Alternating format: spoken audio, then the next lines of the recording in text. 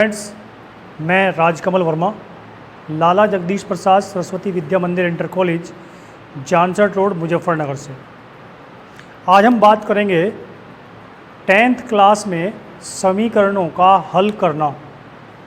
समीकरणों के हल करने की जो हम आज बात करते हैं वो बात करेंगे दो विधियों पर। एक विधि है हमारी प्रतिस्थापन विधि, एक होता है विलोपन विधि। प्रतिस्थापन विधि, प्रतिस्थापन का अर्थ है किसी एक को हटाकर उसके स्थान पर किसी दूसरे को लाना, ये प्रतिस्थापन कहलाता है। तो हम प्रतिस्थापन विधि के साथ एक्सरसाइज 3.3 की बात करेंगे। इसका जो पहला सवाल है, सवाल नंबर 1 और उसका फर्स्ट पार्ट, यहाँ पर दो समीकरण दी गई हैं। समीकरण 1 x + y = 14 और x - y = 4। इन दोनों समीकरणों को हमें हल करके x और y के मानों को ज्ञात करना है। तो उनके ज्ञात करने की विधि कौन सी यूज करेंगे? प्रतिस्थापन विधि। प्रतिस्थापन विधि, यहाँ से हम क्या करें, किसी भी एक समीकरण को लें, वो आपकी मर्जी है, समीकरण 1 लें या समीकरण 2। तो हम यहाँ पर समीकरण 1 से वर्क करते हैं। समीकरण 1 से, तो समीकरण 1 है हमारे पास x + y = 14।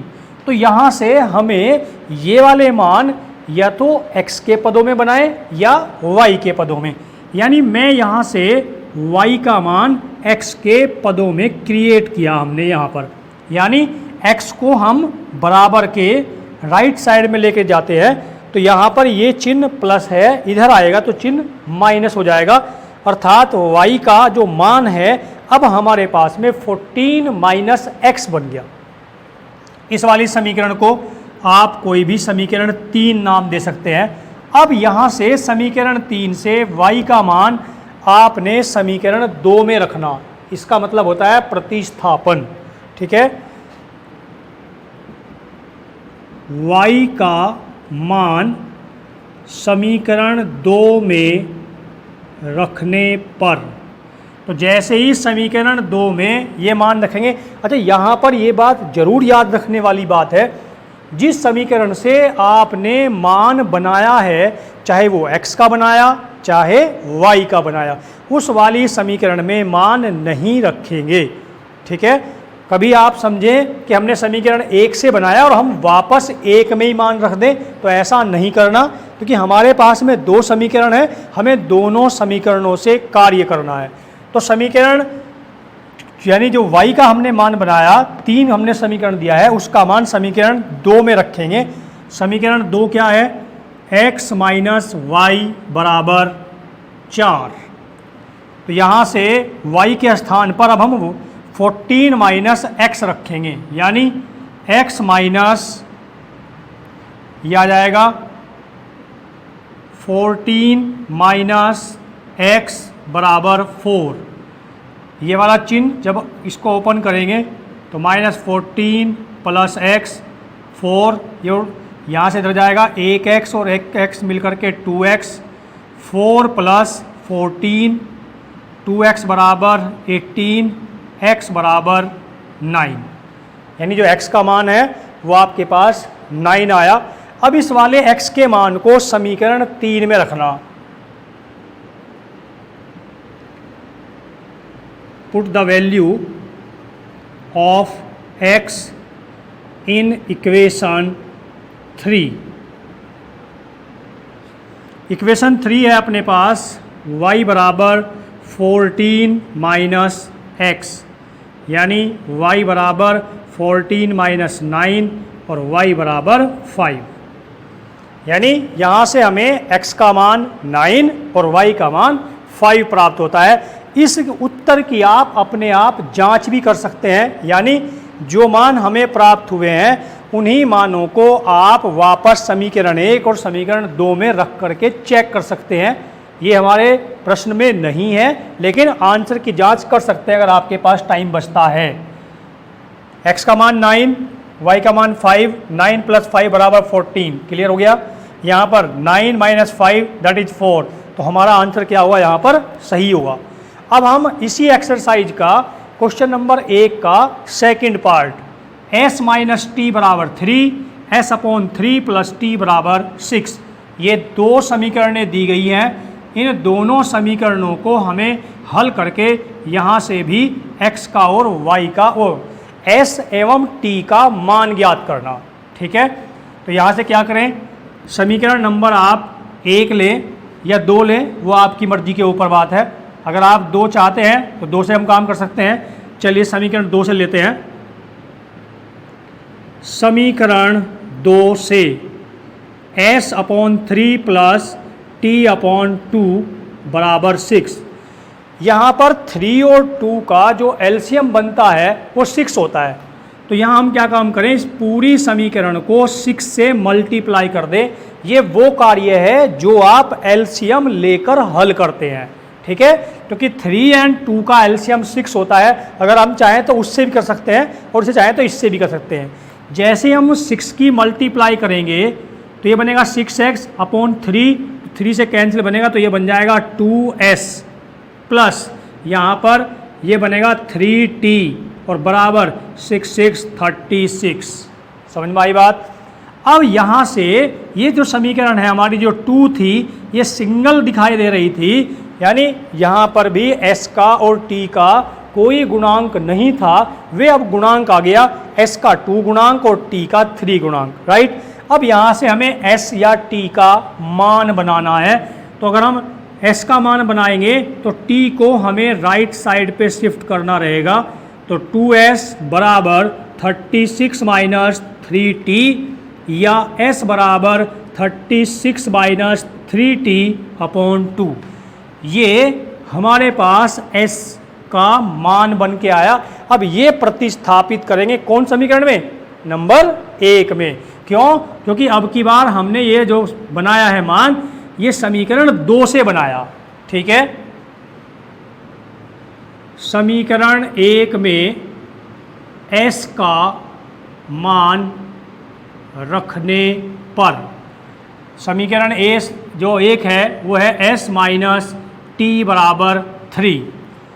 s का मान रखते हैं यहाँ पर 36 minus 3t upon 2 minus T बराबर 3। अब ये जो 2 है ये अपॉन में है, अर्थात इसके साथ multiply 36 minus 3t minus 2t, यानी 2 की मल्टीप्लाई इसके साथ जाएगा 2t अपॉन 2 बराबर 3।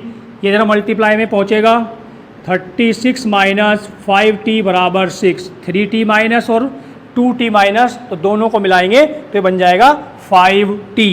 तो 5t, अब यहाँ से इसको लेके जाएं माइनस 5t बराबर 6 माइनस 36 माइनस 5t बराबर माइनस 30 माइनस माइनस प्लस, और t का मान यहाँ पर 5 से भाग करेंगे 30 को तो 6 आ जाएगा।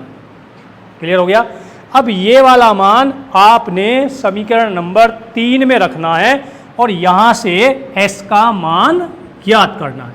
क्लियर हो गया, इसे आप करेंगे। चलिए अब हम सवाल नंबर 2 लेते हैं एक्सरसाइज का। सवाल नंबर 2 में उसने हमें 2 समीकरणें दी हैं, 2x प्लस 3y बराबर 11 और 2x माइनस 4y बराबर माइनस 24।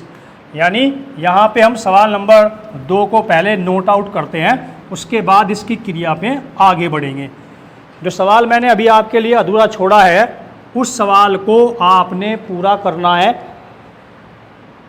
यानी जैसे क्वेश्चन नंबर हमने फर्स्ट पार्ट में मान रख कर के x और y के मान निकाले थे, ऐसे ही आपने समीकरण नंबर उसके मान वहाँ से उठाएंगे और समीकरण नंबर 3 में रख करके उन मानों को ज्ञात करेंगे। तो ये हमारे पास में 2 समीकरणें आ गई यहाँ पर।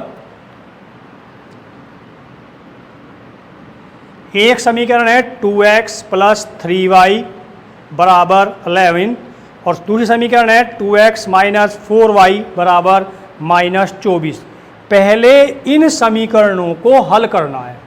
तो यहाँ पर भी हम समीकरण नंबर 2 से जा रहे हैं। समीकरण 2 से, तो यहाँ पर 2x माइनस 4y बराबर माइनस 24। आपको यहाँ दिखाई दे रहा है कि पूरी समीकरण को हम 2 से डिवाइड कर सकते हैं। तो यहाँ पर पूरी समीकरण को 2 से डिवाइड किया तो बनेगा x माइनस 2y बराबर माइनस 12। अब यहाँ पर किसका मान बनाएं? x का। तो x का मान बनाने के लिए ये माइनस 12 माइनस 2y, लेकिन जब ये राइट साइड पे जाएगा तो ये प्लस में कन्वर्ट हो जाएगा। तो ये हमारे पास में क्या बना? समीकरण 3, यानी x बराबर माइनस 12 प्लस 2y, ये x का मान बन के आया। अब करना क्या है? सेम वही, इसको भी प्रतिस्थापित करेंगे, अर्थात x का मान यहाँ से समीकरण नंबर 1 में रखेंगे क्योंकि हमने 2 से समीकरण बनाया है। ठीक है, तो x का मान समीकरण 1 में रखने पर, समीकरण 1 में जब इसके मान को रखेंगे, यानी पहले समीकरण 1 नोट करते हैं, 2x प्लस 3y बराबर 11, लेकिन x का मान कितना आया है? Minus 12 plus 2y। तो ये मान रखेंगे यहाँ पर 2 multiply by minus 12 plus 2y plus 3y बराबर 11। इसके मल्टीप्लाई रखिए तो माइनस 24 प्लस 2 दूनी 4y प्लस 3y बराबर 11, राइट। अब यहाँ पर y4 और y3, तो ये बन जाएगा 7y और बराबर 11 माइनस माइनस प्लस 24, यानी 7y बराबर 35, y बराबर 7 से भाग करेंगे 35 को तो 7 पंजे 35, 5 आ जाएगा। अब ये वाला y का मान हम समीकरण नंबर 3 में रखते हैं। समीकरण 3 से, तो समीकरण 3 है x माइनस, यानी x बराबर करेंगे माइनस 12 प्लस 2y, x बराबर माइनस 12, 2 गुना 5, x बराबर माइनस 12, 10, x का मान माइनस 2, यानी y बराबर 5 और x बराबर माइनस 2। अगर इनके मानों को भी हम चाहें यहाँ पर कि भाई उत्तर हमारा ठीक है कि नहीं, तो चेक कर सकते हैं। x का मान माइनस 2 रखिए समीकरण नंबर 1 में, यानी 2 दूनी 4 माइनस 4 और 3y अर्थात 3 पंजे 15, 15 प्लस के हैं और 4 माइनस के, तो बराबर 11 प्राप्त हुआ है हमें। तो यहाँ पे 11 आ गया, समझ में आ गया। अब प्रश्न में दिया था कि इन दोनों समीकरणों को हल करके m का मान बताइए। m के मान से क्या मतलब हुआ? इन्होंने हमें एक तीसरा समीकरण और दिया है जिसके अंदर m उपस्थित है।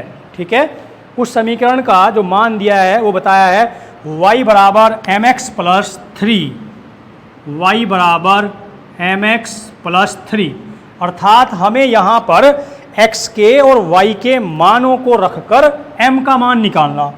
x का मान है 5 m और x का मान आया माइनस 2, ये प्लस 3, ये इधर जाएगा तो यानी ये बनेगा 5 माइनस 3 बराबर माइनस 2m, तो यहाँ बचेगा 2 बराबर माइनस 2m, यानी m बराबर 2 से 2 मल्टीपल इसमें डिवाइड करेंगे तो ये माइनस 1 आ जाएगा, अर्थात m का मान बनता है माइनस 1। अब इसी समीकरण का हम सवाल नंबर 3 का फर्स्ट पार्ट लेते हैं। दो संख्याओं का अंतर 26 व एक समीकरण, यानी जो एक संख्या है वो दूसरी की 3 गुनी है, तो संख्याएं बताइए। इसने बोला है कि हमारे पास में कोई दो संख्याएं हैं जिन दो संख्याओं का अंतर 26 है, यानी उनमें एक संख्या बड़ी होगी और एक संख्या छोटी होगी। और ये भी बोला है कि उनमें से जो एक संख्या है, या उसे आप फर्स्ट मानिए या सेकंड मानिए, कोई भी मान लीजिए, वो दूसरी की 3 गुनी के बराबर है। यानी यहाँ पर हमें अपने आप से समीकरण बनानी पड़ेगी। ये हमारे पास वर्ड प्रॉब्लम है, तो वर्ड प्रॉब्लम को अब हमें पहले समीकरण में कन्वर्ट करना और फिर उसका मान बनाना। तो देखिए सवाल को, सवाल नंबर ये 3 है 3 का फर्स्ट पार्ट हम अपनी बुक में देखेंगे। तो पहला उसने सवाल बोला है यहाँ पर कि दो संख्याओं का अंतर 26। तो हमने यहाँ माना संख्याएं, जो संख्याएं हैं ये एक x और एक y, इनमें बड़ी छोटी अभी हमें कुछ नहीं पता, वो हमारे ऊपर निर्भर है कि हम x को बड़ा मानते हैं या y को मानते हैं। ठीक है, अब इसने बोला है दोनों का अंतर 26 अकॉर्डिंग टू क्वेश्चन, यानी प्रश्नानुसार उसने बोला है संख्याओं का अंतर 26, अर्थात बड़ी में से जब तुम छोटी को घटाएंगे तो क्या आएगा 26। बड़ी हम x को मान लेते हैं तो x माइनस वाई बराबर 26, ये समीकरण 1 आ गया। समीकरण 2 में उसने यानी जब 2 बनाएंगे तो फिर शर्त को पढ़ना पड़ेगा। प्रश्न ने बोला है फिर कि एक संख्या दूसरी की 3 गुनी है, यानी अगेन अकॉर्डिंग टू क्वेश्चन एक संख्या दूसरी की 3 गुनी, इट मीन्स x बराबर 3y। हमने चूंकि y को छोटा माना है तो बड़े वाली जो संख्या होगी वो छोटी की 3 गुनी होगी। अब देखें यहाँ पर क्या हुआ, अपने आप ही प्रतिस्थापन बनाने की यहाँ आवश्यकता नहीं है, समीकरण हमें प्राप्त हो रही है x बराबर 3y। तो क्या करना है, समीकरण 2 से x का मान कहाँ रखेंगे, समीकरण 1 में, यानी हम लिखेंगे x का मान समीकरण 1 में रखने पर, समीकरण 1 x माइनस वाई बराबर 26। समझ में आ गया। इसका मतलब यहाँ पे क्या बनेगा, इसके लिए x का मान 3y माइनस वाई बराबर 26, 2y बराबर 26, y बराबर 13। इसका मतलब क्या हुआ कि जो संख्या है छोटे वाली वो 13 हो गया। तो बड़ी संख्या फ्रॉम इक्वेशन 2 x बराबर 3y, x बराबर 3 मल्टीप्लाई बाई 13, तो x बराबर 39। इसका मतलब जो दोनों संख्याएं हैं, इसलिए हमारे पास में जो संख्याएं थी इसलिए संख्याएं बराबर 39 और 13। यानी अगर हम प्रश्न की जांच करना चाहें तो कर सकते हैं, दो संख्याओं का अंतर 26, 39 से आपने 13 को घटाना है तो कितना बचेगा 26, और एक दूसरे का 3 गुना 13 या 39, कंप्लीट हो गया। चलिए अब हम इसी का एक पार्ट और देखते हैं, सेकंड पार्ट क्वेश्चन नंबर 3। संपूरक कोणों में बड़ा कोण छोटे से 18 अधिक है। संपूरक कोण किन्हें कहते हैं, वे दो कोण जिनका योगफल 180 अंश होता है उसे हम संपूरक कोण कहते हैं। यानी ऐसे कोण जिनका योगफल 180 अंश होगा वे संपूरक कोण। और एक और होता है उसका नाम है कोटिपूरक। ठीक है, कोटिपूरक कोण क्या होता है, ऐसे कोण जिनका योग 90 अंश होता हो, जिन दो कोणों का योग 90 अंश होता है उन्हें हम कहते हैं कोटिपूरक कोण। चलिए हम लोग थर्ड का सेकंड पार्ट देखते हैं, संपूरक कोणों में बड़ा कोण छोटे से 18 अधिक। तो हमने माना संपूरक कोण बराबर x अंश और y अंश, तो इनका योगफल क्या हो जाएगा, बाई रूल, यानी दो संपूरक कोण वे होंगे जिनका योगफल 180 अंश, अर्थात x बराबर प्लस y बराबर 180 अंश, एक समीकरण। फिर उसने बोला है जो बड़ा कोण है वो छोटे कोण से 18 अधिक। हमारी मर्जी है, हम x को बड़ा मानते हैं y को, हमने वहाँ पर x को बड़ा माना था, अब की बार y को बड़ा मानते हैं। अकॉर्डिंग टू क्वेश्चन y बराबर, उसने बोला है बड़ा कोण छोटे कोण का, बड़ा कोण छोटे कोण से 18 अंश अधिक है। तो बड़ा अब की बार y माना हमने, इसका मतलब क्या हुआ कि x प्लस 18 ये y के बराबर हो गया। अब फिर देखिए क्या हुआ, समीकरण नंबर 2 हमारे पास अपने आप प्रतिस्थापन के रूप में बन के आई। यानी y बराबर x प्लस 18। फिर क्या करेंगे आप लोग, फिर वही काम, समीकरण नंबर 2 का मान समीकरण नंबर 1 में रखेंगे, अर्थात y के स्थान पर x प्लस 18 रखिए, उसे इधर लाइए, x का मान निकालेंगे और फिर ये वाला मान रखकर आपने y का मान निकालना, जैसे मैंने यहाँ निकाल के दिखाया। समझ में आ गया? चलिए अब हम चलते हैं एक्सरसाइज 3.4 की ओर। 3.4 में जो सवाल शुरू किए जा रहे हैं वहां पर प्रतिस्थापन तथा विलोपन दोनों विधियों के उपयोग से उसने बोला है। यानी जो एक्सरसाइज 3.4 है उसके ऊपर निर्देश दिया है कि हमें सवालों को प्रतिस्थापन और विलोपन दोनों विधियों से हल करना। ऊपर ही लिखा हुआ है स्टेटमेंट कि नीचे दिए गए प्रश्नों को विलोपन तथा प्रतिस्थापन दोनों विधियों से हल कीजिए और ये बताइए कि इनमें से आपको कौन सी विधि अच्छी लगी, अर्थात आसान लगी। अच्छी लगने का मतलब ये नहीं कि आप कुछ यहाँ पर खाने पीने की चीज़ों को देख रहे हैं, अच्छी लगने का अर्थ है कि आपको कौन सी इनमें आसान लगी, उसकी बात करेंगे। तो यहाँ पर 3.4 का जो फर्स्ट क्वेश्चन है, फर्स्ट का फर्स्ट पार्ट, इसमें दिया है इसने x प्लस वाई बराबर 5, यानी समीकरण 1, और समीकरण नंबर 2 दिया है 2x माइनस 3y बराबर 4।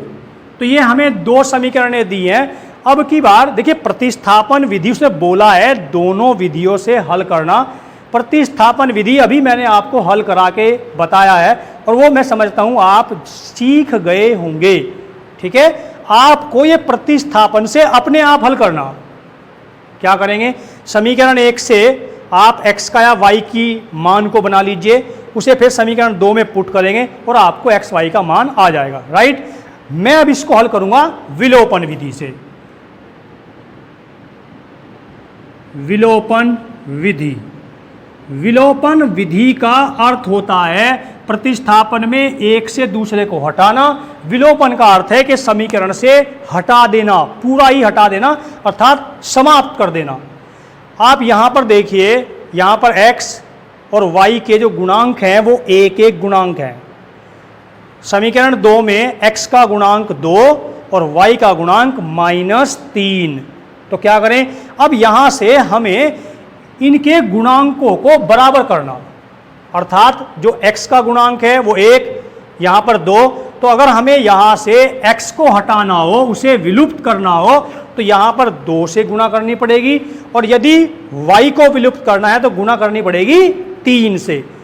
मैं यहाँ पर y को विलुप्त करूँगा, कारण क्योंकि इन दोनों के चिन्ह अलग अलग हैं। यहाँ समीकरण को जोड़ने पर ये एक दूसरे से कट जाएंगे, ये विलुप्त हो जाएंगे। ठीक है, ऐसा नहीं कि हम लोग x के बजाय और y के बजाय x से नहीं करें, मर्जी है, कर सकते हैं, लेकिन आप पहले, ये चूंकि आसान लगेगा इसलिए मैं कर रहा हूं। समीकरण 1 गुणा हम y को हटाएंगे तो 3 से गुणा, यदि आप x चाहते हैं हटाना तो 2 से गुणा करना रहेगा। तो समीकरण 1 गुणा 3 और प्लस समीकरण 2। समीकरण 1 में 3 से गुणा किया हमने यहाँ पर, तो ये बनेगा 3x प्लस 3y बराबर 15 और ये सेम रहेगी 2x माइनस 3y बराबर 4। हमें करना क्या है, जोड़ना है या घटाना है? हमें इसको जोड़ना है। तो जोड़ने पर ये बना यहाँ पर 5x मल्टीप्लाई 3 से किया है हमने, तो 3 से मल्टीप्लाई करने के बाद में ये बन जाएगा 3x प्लस 3y बराबर 15, ये 2x माइनस 3y। अब यहाँ जोड़ने का किया है तो ये 3x प्लस के होते हैं, ये माइनस के होते हैं, और ये 3x और ये 2y तो जुड़ के बन जाएगा 5x। 15 और 4 19, तो x का मान क्या बना, 19/5। जैसे प्रतिस्थापन में भी x का मान या y का मान बनने के बाद उसे आप समीकरण में रखते थे, ऐसे ही यहाँ भी करना है। अभी x का मान आ गया, इस वाले मान को आपकी मर्जी, चाहे समीकरण 1 में रखें या समीकरण 2 में। हम समीकरण 1 में रख लेते हैं। समीकरण 1 में x का मान रखने पर, x में जो समीकरण 1 है वो है x प्लस वाई बराबर 5। x का मान 19 अपॉन 5 प्लस वाई बराबर 5, y बराबर 5 माइनस 19 5, y बराबर 5 पंजे 25 में से 19 जाएगा तो 6/5, अर्थात यहाँ पर आपको विलोपन विधि से x का मान 19/5 और y का मान 6/5, ये दोनों मान प्राप्त हो गए। समझ में आया? मैं समझता हूँ ये पहले से आसान लगा होगा। इसका एक सवाल और करेंगे। दूसरे वाला सवाल दिया है, यानी फर्स्ट का ही फोर्थ पॉइंट वो आपको अपोन के रूप में दिया गया है, तो उसको और देख लेते हैं बस। फोर्थ पार्ट में दिया है इसने x upon 2 plus 2y upon 3 बराबर 1 और x माइनस y अपॉन 3 बराबर 3।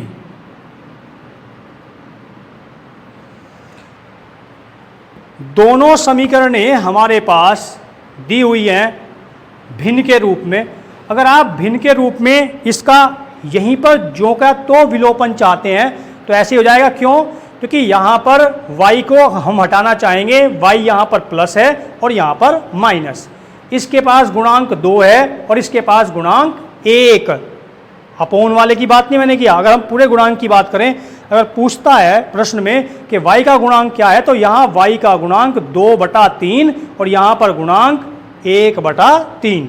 यहाँ अगर हम 2 से मल्टीप्लाई करें तो ये इसके जैसा बन जाएगा। ठीक है, समीकरण 2 गुना 2 प्लस समीकरण 1, यानी समीकरण नंबर 2 में हमें 2 से गुणा करना है और एक समीकरण जो क्या तो लेंगे तो x upon y plus 2y upon 3 बराबर 1। ये आपका समीकरण 1 आ गया। समीकरण 2 में 2 से मल्टीप्लाई करना है, 2x माइनस 2y अपॉन 3 बराबर 6। करना क्या है? जोड़ना है। तो ये यहाँ पर हमें सेम दिखाई दिया है, 2y अपॉन 3, 2y अपॉन 3, तो ये कैंसिल हो जाएगा। इन दोनों को जोड़ेंगे, 2x प्लस x अपॉन 2 बराबर 7। इसकी मल्टीप्लाई इसके साथ 2 2 4 और ये 5x अपॉन 2 बराबर 7। तो यहाँ से जो x है, x का मान इसके साथ मल्टीप्लाई हो जाएगा तो बनेगा 14/5। यानी इन दोनों को आपने हल किया है। हल करने के बाद में x का मान 14/5 आया है। तो इसी प्रकार से आप इस x के मान को y में रखेंगे, यानी समीकरण नंबर 1 या 2 में किसी में भी रखें आप लोग, तो वहाँ से आप y का मान बना पाएंगे। इसी तरह से आप एक्सरसाइज के आगे वाले प्रश्नों को हल करेंगे और जो वर्ड प्रॉब्लम दी जाती हैं उससे पहले समीकरण बनाना है और समीकरण बनाने के बाद फिर उन्हें हल करना है। धन्यवाद।